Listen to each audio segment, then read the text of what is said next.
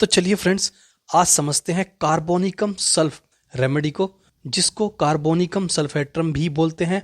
And इस remedy में दो अलग अलग मिनरल्स का यूज हो रखा है दोस्तों, दो अलग अलग एलिमेंट्स का यूज हो रखा है, कार्बन और उसके साथ साथ सल्फर। दोनों मिनरल किंगडम के एलिमेंट्स हैं, बट दोनों की थीम अलग अलग है।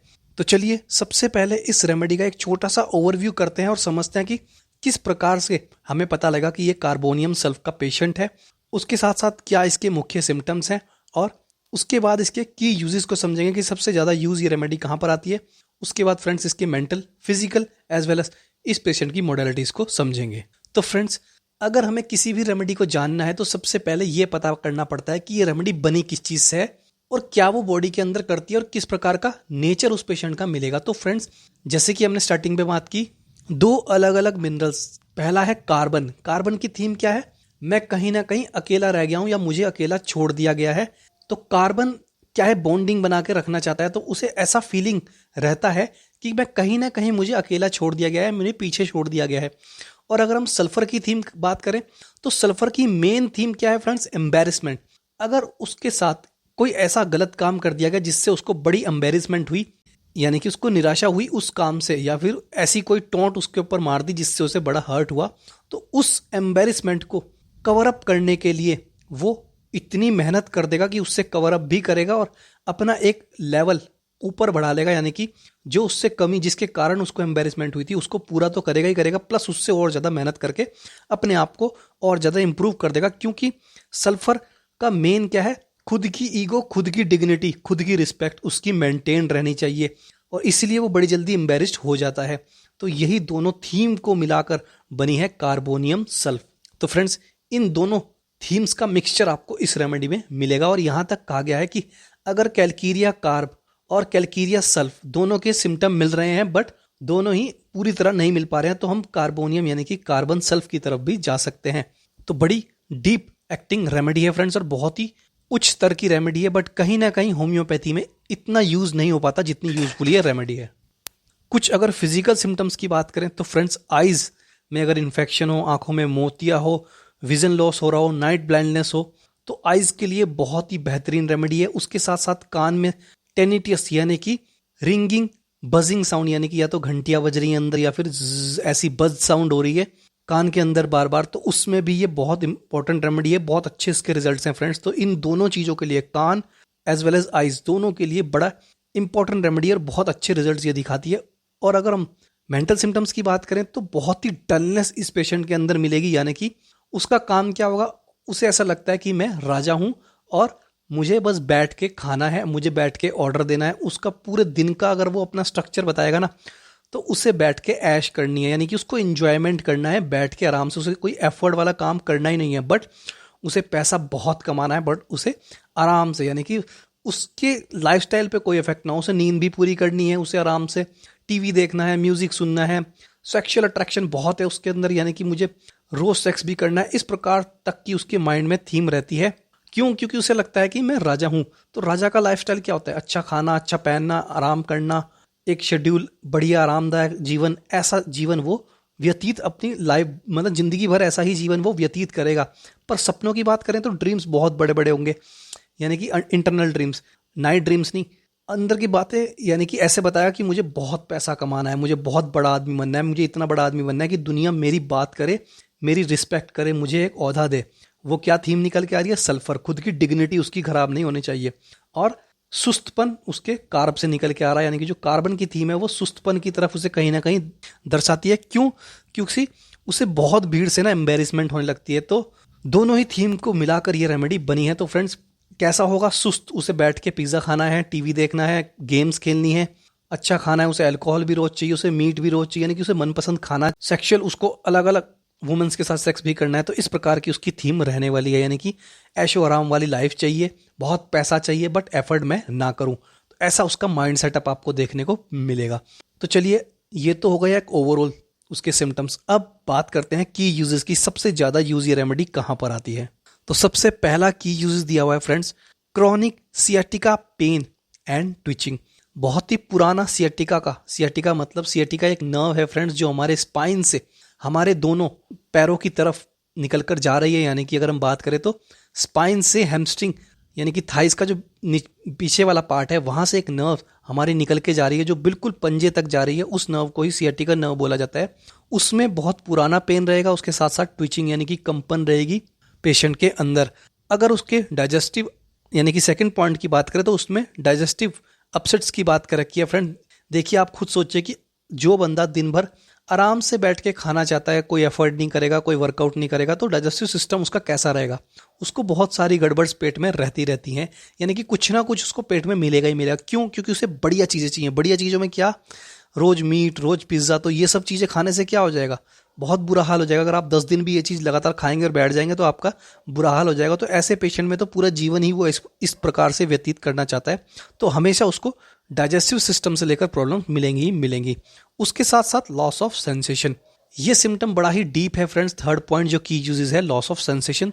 देखिए इसके लिए हमें इसके मेंटल सिम्टम्स को थोड़ा सा और समझना पड़ेगा।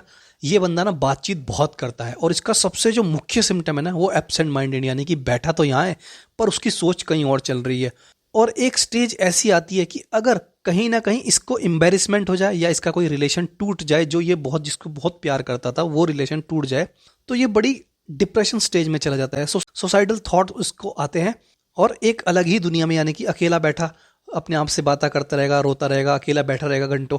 तो उसके साथ साथ इसके अंदर डिमेंशिया भी पाया जाता है, यानी कि जो रोजमर्रा की एबिलिटी है, जैसे बुजुर्ग आदमी में हो जाता है कि रोजमर्रा की एबिलिटीज हैं जो सोचने की, वर्कआउट करने की या कोई भी चीज़ को, सिंपल चीज़ को भी करने की एबिलिटी को के अंदर भी कमी देखने को मिलती है फ्रेंड्स इसकी। तो उसी स्टेज में अगर ये पेशेंट चला जाए तो इसके अंदर मसल्स के अंदर लॉस ऑफ सेंसेशन भी मिलने वाली है, क्योंकि इस रेमेडी का स्पेयर ऑफ एक्शन हमारे नर्वस सिस्टम पर है। तो लॉस ऑफ सेंसेशन इसका बहुत इंपॉर्टेंट सिम्टम है, बट ये समझ तभी आएगा जब हम इसके मेंटल सिम्टम्स को स्टडी करेंगे। उसके बाद जो पॉइंट है की यूज का वो है प्रोग्रेसिव लॉस ऑफ विजन। बहुत इंपॉर्टेंट, मैंने आपको स्टार्टिंग में ही बताया था कि आईज और ईयर्स के लिए बहुत इंपॉर्टेंट रेमेडी है फ्रेंड्स। तो क्या मिलेगा पेशेंट के अंदर? लॉस ऑफ विजन मिलेगा। समय के साथ साथ उसकी आई साइड वीक होती चली जाएगी और एक समय ऐसा आएगा कि बिल्कुल नाइट ब्लाइंडनेस हो जाएगी, मोतिया वाले सिम्टम आ जाएंगे, कैटरैक्ट हो जाएगा और ग्लूकोमा, ऐसी कंडीशंस भी पाई जाती हैं। इसके नेक्स्ट की यूजेस की बात करें तो इसमें रिकरेंट ब्रीदिंग डिफिकल्टीज, यानी कि बार बार इस पेशेंट को ब्रीदिंग डिफिकल्टीज मिलेंगी। क्यों? क्योंकि इस रेमेडी का sphere of action friends respiratory system पर भी है। तो इस पेशेंट को ना बार बार सांस में समस्या ये बताएगा ही बताएगा आपको कि कभी कभी, यानी कि मुझे नहीं पता किस चीज़ से बढ़ती है किस चीज़ से घटती है, पर कभी भी सांस में मेरी समस्या बढ़ जाती है। उसके साथ साथ स्किन में इरिटेशन पाई जाएगी पेशेंट की। एंड लास्ट पॉइंट है इसका टेनिटियस, जिसके बारे में हमने बात की। रिंगिंग, बजिंग सेंसेशन होंगी ईयर्स के अंदर और ऐसा लगेगा कि मेरा कान ब्लॉक हो गया है बट अंदर ही अंदर घंटियां बज रही है। ऐसी अगर सेंसेशन भी पाए जाए और ऐसे मेंटल सिम्टम जिसमें बहुत डलनेस, बहुत एम्बेरसमेंट, आराम चाहता है, ऐशो आराम की लाइफ चाहता है बट पैसा बहुत चाहिए, ऐशो आराम चाहिए बट इतना हार्डवर्क ना करूं, इस प्रकार के मेंटल सिम्टम्स पाए जाए तो कहीं ना कहीं हम कार्बोनियम सल्फ की तरफ जा सकते हैं।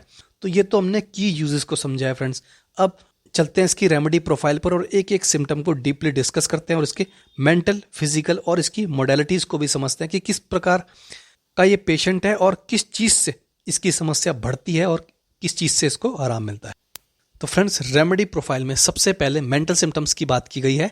People for whom carboneum sulph is best suited seems unable to think clearly.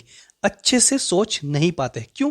क्योंकि उनको ना मेंटल एफर्ट पसंद ही नहीं है, वो मेंटल एफर्ट करना ही नहीं चाहते। तो इसलिए कोई भी काम होगा ना जिसमें सोचना पड़ेगा, वो सोचते ही नहीं है। तो क्या होता है, धीरे धीरे जो हमारी नर्व्स हैं, ब्रेन नर्व्स, वो भी उस तरीके से ही काम करना बंद कर देती है, यानी कि काम करना स्लो कर देती है। तो वो पेशेंट आपको बताएगी समय के साथ साथ अब मैं अच्छे से सोच भी नहीं पा रहा हूँ, बट पहले मेरा माइंड काफ़ी ठीक था, अब धीरे धीरे वो चीज़ गड़बड़ होती जा रही है। और इस पेशेंट के अंदर नेक्स्ट लाइन में बताया है, दे में बी आइदर लोकेसियस, यानी कि बहुत बातचीत करने वाला होगा, या फिर रिस्पॉन्ड स्लोली टू अदर्स, यानी कि या तो वो बहुत बातचीत करेगा या फिर अगर आपने कोई सवाल भी पूछा ना तो बहुत धीरे से उसका जवाब देगा। तो दो स्टेज इसके अंदर पाई गई हैं। और जब वो थोड़ा सा डिप्रेस स्टेज में होता है तब वो भुलक्कड़ हो जाता है, यानी कि एब्सेंट माइंडेड तो वो होगा ही होगा, जब मैंने स्टार्टिंग में बात की थी, उसके साथ साथ वो भुलक्कड़ हो जाएगा, यानी कि वर्ड्स तक वो भूलने लग जाता है। तो ये बहुत इंपॉर्टेंट पॉइंट है कि वर्ड्स भूल जाना, तो ये कार्बोनियम सल्फ में पाया जाएगा। और इसी में आगे बताया गया है इन सीवियर केसेस जो थोड़े से आगे बढ़ जाते हैं केसेस, उसमें they can be affected by dementia, जिसकी मैं बात कर चुका हूँ फ्रेंड्स। हमारी जो ब्रेन्स है उसकी नर्व्स धीरे धीरे काम करना अपना स्लो कर देती हैं, और ऐसा ज़्यादातर बुजुर्गों में पाया जाता है। तो जो डेली एक्टिविटी के काम है ना, वो भी बहुत धीरे धीरे हो पाते हैं, उसमें भी कन्फ्यूज़न होती है, उसमें भी गलतियाँ होने लग जाती हैं पेशेंट को, यानी कि मेंटल एबिलिटी जो है वो धीरे धीरे कम होने लग जाती है। और उसके साथ ही बताया कि डेमेंशिया ऑल्टरनेटिंग विद एक्साइटमेंट, यानी कि डेमेंशिया भी हो सकता है और वो पेशेंट एक्साइटेड भी बहुत जल्दी हो जाएगा। और उसके साथ साथ ही यानी कि associated with fear, biting, sudden rage, delusion of grandeurs. तो फ्रेंड्स पूरी अगर हम लाइन एक बार दोबारा से समझें तो या तो डेमेंशिया पाया जाएगा, ठीक है, या बहुत ज़्यादा एक्साइटमेंट पाई जाएगी, और उसके साथ साथ ही फियर बहुत सारे दोस्त। और इसका एक और मुख्य सिम्टम है दोस्तों बाइटिंग, बार बार ना ये काटता रहेगा। ऐसे बच्चे जो बार बार काटते रहेंगे और इसको किसी एक से यानी कि अपने फादर से खासकर बहुत प्यार रहता है, और उसको ही जिससे सबसे ज़्यादा प्यार रहता है उसको ये बार बार काटता रहता है। ये बहुत ही इंपॉर्टेंट सिम्टम है कार्बोनिक सल्फ का। उसके साथ साथ डेल्यूजन ऑफ ग्रैंडियर, इसको ऐसा डेल्यूजन है, भ्रम है कि मैं बहुत बड़ा आदमी हूँ, मेरी रिस्पेक्ट होनी चाहिए। तो एक बड़ा आदमी कैसे रहता है, एकदम सज्जन बन के, यानी कि अच्छे कपड़े होंगे, तहजीब से बात करेगा, तो ऐसा इसको डेल्यूजन होता है। कभी कभार एकदम से तमीज़ से बात करेगा, अच्छे कपड़े पहनेगा, ड्रेसिंग स्टाइल एकदम प्रॉपर रहेगी, समय से उठेगा, समय से सोएगा, तो इस प्रकार से इसको भ्रम भी पैदा हो जाते हैं। तो मेंटल सिम्टम्स बड़े ही कन्फ्यूजन है और बड़े ही अजीब से हैं, बट 2-3 पॉइंट आपको इसमें मिलेंगे ही मिलेंगे। सबसे पहला जो इसमें शायद नहीं बताया हुआ है वो है उसकी डलनेस, उसके साथ साथ उसका लोकेसिटी, बहुत बोलता है ये पेशेंट, और उसके साथ साथ एब्सेंट माइंडेड। ये 3 सिम्टम्स आपको इस पेशेंट के अंदर मिलेंगे ही मिलेंगे। अब आया है फ्रेंड्स बहुत इंपॉर्टेंट लाइन जिसमें बात की गई है एट द अल्टीमेट एक्सट्रीम, जब उसकी समस्या या उसका डिप्रेशन एक एक्सट्रीम लेवल पर चला जाता है तो वो क्या करता है, दे प्रोग्रेस टू कंप्लीट ब्रेकडाउन, यानी कि वो बिल्कुल खत्म कर देगा सारे रिश्ते नाते, बिल्कुल अकेला बैठ जाएगा, अकेलेपन में चला जाएगा, जैसे कि कार्बन की थीम है। और उसके साथ साथ इसी में आपको सल्फर की थीम भी मिलेगी, स्पेशली इन दी रिलेशनशिप। जो भी उसकी रिलेशनशिप होगी, उसकी मदर, फादर, वाइफ जो भी है, बिल्कुल ब्रेक डाउन कर देगा, बिल्कुल अकेलापन उसको चला जाएगा, अकेलेपन में चला जाएगा, अकेले रूम में एक कोने में बैठा रहेगा, घंटों बिता देगा, अपने आप से बातें करता रहेगा, एब्सेंट माइंडेड और बढ़ जाता है, यानी कि बैठा यहाँ है सोच कहीं हो रहा है। इस प्रकार का ये पेशेंट हो जाता है। पर ये कब मिलेगा, जब उसका डिप्रेशन या उसकी समस्या एक्सट्रीम लेवल पर पहुंच जाए। ये हर केस में आपको नहीं देखने को मिलेगा। और इसी में आगे बताया है with loss of dignity and confuse sense of smell, यानी कि ये एक्सट्रीम लेवल कब पहुंचेगा, या तो उसकी डिग्निटी पे अफेक्ट आया हो जैसे कि सल्फर की थीम में मिलेगा, और उसके साथ साथ अगर उसका डिप्रेशन या उसकी समस्या बिल्कुल एक्सट्रीम लेवल पर पहुंच गई तो वो एक समय बाद अपनी डिग्निटी को भी खो देगा, यानी कि उसकी जो सेल्फ रिस्पेक्ट थी उसको भी वो धीरे धीरे खोने लगेगा। जो उसको सबसे प्यारी थी उसी से वो हटना शुरू हो जाएगा। बट ये सब तब मिलेगा जब एक्सट्रीम लेवल पर ये केस पहुंच जाएगा। तो पेशेंट को समझना थोड़ा टिपिकल है कार्बोनियम सल्फ के। तो इसलिए इस पेशेंट की जब आप केस टेकिंग करेंगे तो बड़ी आपको डीप और अच्छे तरीके से केस टेकिंग करनी पड़ेगी, तभी आप उस चीज़ को समझ पाएंगे। क्योंकि 2 कंडीशंस मिल रही है। एक कंडीशंस तो कार्बन और सल्फर की थीम क्या है, अपनी यानी कि खासकर सल्फर की थीम है अपनी डिग्निटी के लिए कुछ भी कर देना। अगर उसको एम्बेरसमेंट हुई है तो उसके लिए वो कुछ भी कर देगा और उससे ओवरकम करके ही रहेगा किसी भी हाल में। बट इसमें क्या है, एक ऐसी एक्सट्रीम स्टेज आएगी जब वो अपनी डिग्निटी को भी खो देगा, सारे रिश्ते नाते बिल्कुल तोड़ देगा, बिल्कुल ब्रेक डाउन कर देगा अपने रिलेशन से, और अपनी डिग्निटी को भी वो थोड़ा सा खत्म करना चाहता है। और उसके साथ साथ कंफ्यूज्ड सेंस ऑफ सेल्फ, खुद के बारे में वो थोड़ा सा कंफ्यूज हो जाता है कि मैं हूँ कौन, मैं क्या कर रहा हूँ और मैं क्या करने आया हूँ, जो कि कार्बन की थीम कहीं ना कहीं दिखती है। और अगर वो केस एक्सट्रीम लेवल पर होगा तो they may even attempt suicide and require restraining. तो फ्रेंड्स ऐसी स्टेज में जब वो कंप्लीट ब्रेक डाउन कर देगा तो वो सुसाइडल थॉट्स की तरफ भी जा सकता है, या फिर अटेम्प्ट भी वो सुसाइड का कर सकता है। बट इस पेशेंट को क्या चाहिए, रीस्ट्रेनिंग का मतलब एक सहारा, एक गाइडेंस, एक सपोर्ट अगर उसको मिल जाए तो वो उसको चाहता है कि ऐसा कोई सपोर्ट जो मुझे इस टाइम समझे, जो मेरी बात सुने। वो कौन सी थीम आ रही है, वो कार्बन की थीम आ रही है। तो दोनों थीम मिक्स हो रही है। कार्बन की थीम, कार्बन क्या, उसे लगता है मैं खाली हूं तो मुझे कहीं ना कहीं अब सहारा चाहिए, कोई सपोर्ट चाहिए, कोई गाइडेंस चाहिए ताकि मैं अब लाइफ में आगे बढ़ पाऊं। तो वही चीज उसको चाहिए, बट सबसे नाता तोड़कर वो अलग से बैठ जाएगा। और नेक्स्ट पैरा में बताया गया है दोस्तों कि यही दिस पैटर्न ऑफ ब्रेकडाउन, यही जो ब्रेकडाउन उसने किया था वो उसकी फिजिकल कंडीशन पर भी रिफ्लेक्ट होगा, for which carbon sulph is chiefly used. उसमें क्या पाया जाएगा? The body system become disorganised. क्या? कि बॉडी का जो पूरा सिस्टम है वो डिसऑर्गेनाइज्ड हो जाएगा, जिसका मतलब यह है कि शरीर अच्छे से काम करना ही बंद कर देगा। जो मसल्स हैं, जो यानी कि जो हमारी बॉडी है, हमारी स्ट्रेंथ है, वो वेस्टिंग हो जाएगी, जो अगली लाइन में बताया गया है, leading to muscle wasting, jerking pain, visual disturbance with progressive vision loss, colour blindness, wide spot nerves inflammation and digestive upset. तो ये सब होगा कब? जब वो ब्रेकडाउन की स्थिति आ जाएगी ना, उसके बाद फिजिकल सिम्टम्स पर अफेक्ट दिखना स्टार्ट होगा। बॉडी अपना मास छोड़ती रहेगी, यानी कि इंसान बहुत जल्दी वीक हो जाएगा, और वीक के साथ साथ सूखापन यानी कि सूख जाएगा। भले ही वो फैटी ओवर, एक समय बाद वो सूख जाएगा। बॉडी अपना मास खो देगी, आंखें में धुंधलापन दिखेगा, नाइट ब्लाइंडनेस हो सकती है, कलर ब्लाइंडनेस भी हो सकती है, नर्व्स में इन्फ्लामेशन मिलेगा, और साथ के साथ डाइजेस्टिव अपसेट मिलेगा, यानी कि पेट गड़बड़ मिलेगा। तो ये सारे सिम्टम्स फिजिकली मिलने स्टार्ट हो जाएंगे, यानी कि पेशेंट आपको बताएगा कि एक समय ऐसा आ गया था कि मैं बिल्कुल अकेला कमरे में बंद हो गया था। उस समय के बाद जब मैंने रिश्ते नाते मेरे तोड़ दिए थे या टूट गए थे किसी भी एम्बेरसमेंट की वजह से, उसके बाद ये सब होना स्टार्ट हुआ है मेरे साथ। यानी कि फिजिकली जो सिम्टम है वो उसके बाद पेशेंट के अंदर मिलेंगे। तो सोच सकते हैं आप कि कहीं ना कहीं फिर ये कार्बोनियम सल्फ का पेशेंट हो सकता है। अगर मेंटली इफेक्ट पड़ा है, मेंटली इफेक्ट के बाद पेशेंट बिल्कुल अकेला रहना स्टार्ट हो गया, अकेला पड़ गया, या उसने गांव छोड़ दिया, शहर छोड़ गया, बिल्कुल अकेले कमरे में रहना स्टार्ट हो गया, उसके कुछ समय बाद फिजिकल सिम्टम्स पैदा हुए, तो हम इस रेमेडी की तरफ जा सकते हैं। और उसके साथ साथ नेक्स्ट पैरा में बताया कि जो दूसरे इंपॉर्टेंट सिम्टम मिलेंगे बॉडी में, वो क्या होगा?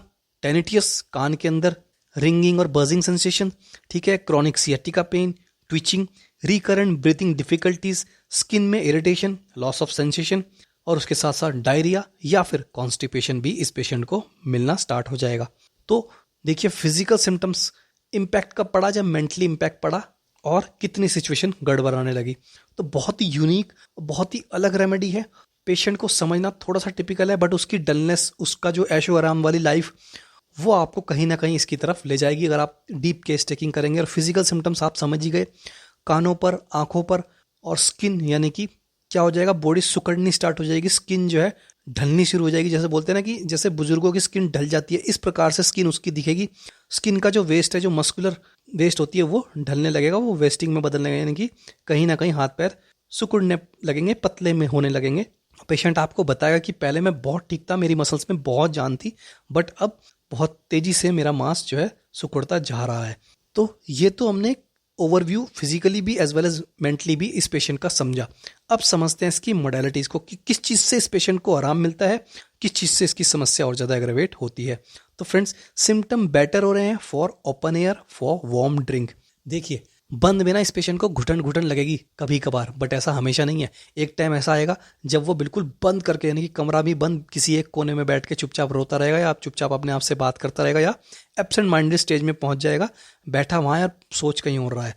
बट एक समय ऐसा आएगा कि उसे खुली हवा बहुत पसंद है। तो सिम्टम बेटर खुली हवा से भी हो रहे हैं और वार्म ड्रिंक से भी हो रहे हैं। वर्स कब हो रहे हैं? For bathing, during and after eating, क्योंकि उसका डाइजेशन अपसेट हो जाता है दोस्तों, तो उसके खाने पीने के बाद सिम्टम और ज़्यादा वर्स मिलेंगे, और नहाने से उसकी समस्या बढ़ती है। तो बहुत ही इंपॉर्टेंट सिम्टम है फ्रेंड्स कार्बोनियम सल्फ का, कि नहाने से समस्या उसकी और ज़्यादा बढ़ जाएगी। और आराम कब मिलेगा? खुली हवा में, जैसे पल्साटिला और वार्म ड्रिंक से। बट पल्साटिला एक अलग रेमेडी है, उसको तो ऐसे बोलते हैं कि पल्साटिला कैसे होनी चाहिए? गाय की तरह, एकदम बहुत जल्दी मान जाना, जरा सी बात, किसी को कुछ ना कहना, अपना काम चुपचाप करते रहना। बट ये क्या है? ये तो राजा की तरफ जीना चाहता है, यानी कि बिल्कुल विपरीत है पल्सा के। तो सिम्टम ऐसा नहीं है कि डिजायर ओपन एयर होगी तो पल्सा उठा के दे दी, ऐसा नहीं है फ्रेंड्स। केस टेकिंग अच्छे से करें, चीज़ों को समझे कि ओवरऑल थीम क्या कह रही है। ओवरऑल थीम कह रही है कि कहीं ना कहीं कार्बन और सल्फर दोनों की थीम आ रही है। उसकी एम्बेरसमेंट हर्ट हुई, तो उसने क्या कर दिया? कंप्लीट ब्रेकडाउन कर दिया। कंप्लीट ब्रेकडाउन का जो असर है वो फिजिकली उसकी बॉडी पर दिखने लगा, सारी समस्याएं बढ़ने लगी, खासकर आंख, कान, उसका डाइजेशन, उसका बॉडी मास सूखता चला गया, और पेशेंट वीक होता चला गया। आराम किस चीज़ से मिल रहा है? ओपन एयर, वार्म ड्रिंक से। एग्रावेशन किस चीज़ से हो रहा है? नहाने से, खाने और पीने से। तो ये एक छोटी सी थीम है, बहुत इंपॉर्टेंट रेमेडी है फ्रेंड्स। 2-3 अलग अलग किताबों से पढ़ेंगे तो आपको और ज़्यादा क्लियर ये रेमेडी हो जाएगी, क्योंकि मेंटल सिम्टम्स थोड़े अजीब हैं, समझना बड़ा टिपिकल है। तो अलग अलग अगर आप बुक से पढ़ेंगे तो और ज़्यादा इसके आपको सिम्टम्स क्लियर होंगे। इसमें अगर आपको कोई भी डाउट हो आप हमें कमेंट बॉक्स में कमेंट कर सकते हैं, आपकी क्वेरी को जरूर कंप्लीट किया जाएगा। एंड अगर आपके आसपास या आपके परिवार में ऐसा कोई केस है जो रिकवर नहीं हो पा रहा है, कोई क्रॉनिक केस है जो ठीक नहीं हो पा रहा है, बहुत सारी मेडिसिन ले ली हैं, बहुत डॉक्टर्स को दिखा लिया है बट रिकवरी नहीं हो पा रही है, तो आप हमसे भी संपर्क कर सकते हैं। Email ID and phone number आपको प्रोवाइड करा दिया गया है। एंड प्लीज़ फ्रेंड्स, व्हाट्सएप पर मैसेज करें, कोई वीडियो कॉल या डायरेक्ट फ़ोन मत करें। सारे आपसे सिम्टम्स पूछे जाएंगे, उसके बाद आपकी रेमेडी आपको डिलीवर्ड कर दी जाएगी घर पर ही। एंड इसके साथ साथ इस रेमेडी में कोई भी समस्या हो दोस्तों, कमेंट बॉक्स में कमेंट कर दें, क्वेरी को जरूर कंप्लीट किया जाएगा। आज के लिए इतना ही, कल इससे भी इंफॉर्मेटिव रेमेडी के साथ आप लोगों से मिलेंगे, तब तक के लिए धन्यवाद।